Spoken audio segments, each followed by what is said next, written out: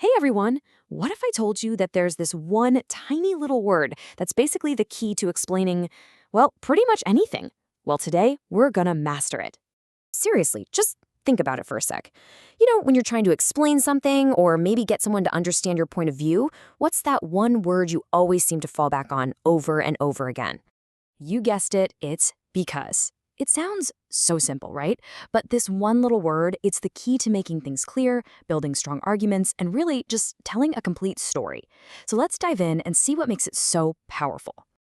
Okay, so our first discovery, we're going to start with the most basic, most fundamental job that because has, and that's answering that one crucial question: why? Really, at its heart, because is all about giving more information.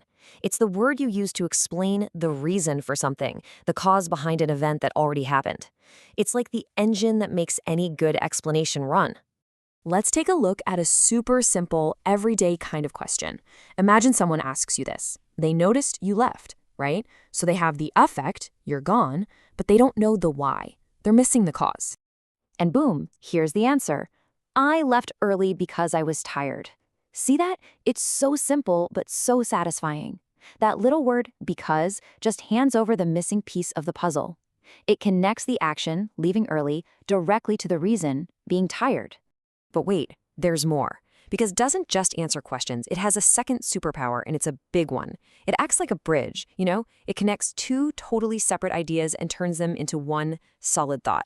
Yes, so instead of just waiting around for someone to ask why, you can use because to link a cause and an effect right from the get-go.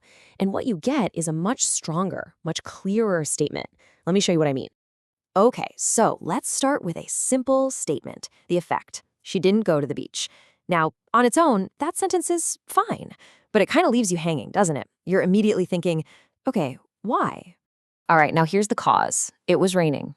Again, by itself, that's just a fact, right? Like a little weather update. So now we've got these two separate bits of info floating around.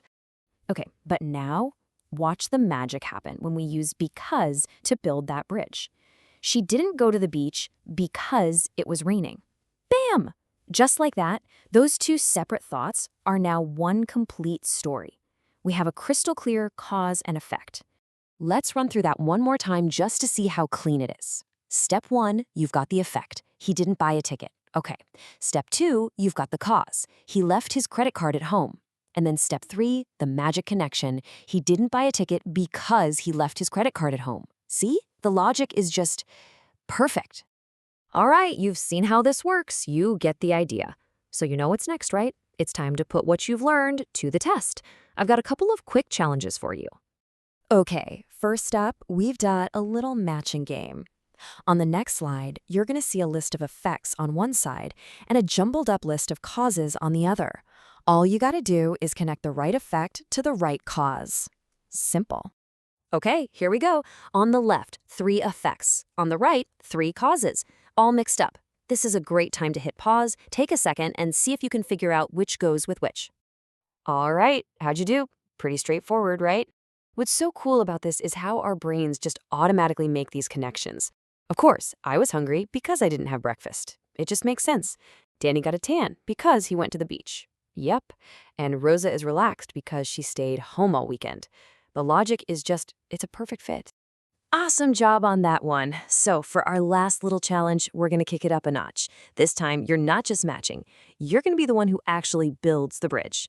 So here you'll see 4 different pairs of sentences. Each pair has a cause, and it has an effect. Your mission, should you choose to accept it, is to combine them into one single smooth sentence using our favorite word because. Go ahead and give it a shot. And here are the answers. Check out how much better these flow now. We stayed home because it rained all day.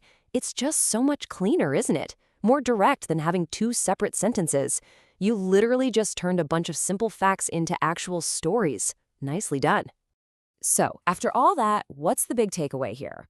It's actually pretty simple. Getting good at using because isn't about, acing some grammar quiz. No, it's about giving yourself a genuine communication superpower. And honestly, that's what it all boils down to. It doesn't matter if you're explaining why you were late for a meeting, pitching a huge new idea at work, or even just sharing something you believe in. Because is the tool that makes your reasons clear, that makes your argument persuasive. So I'm going to leave you with this one last thought. Now that you've got this powerful tool sharpened up and ready to go, think about the next time you need to explain something. Anything at all.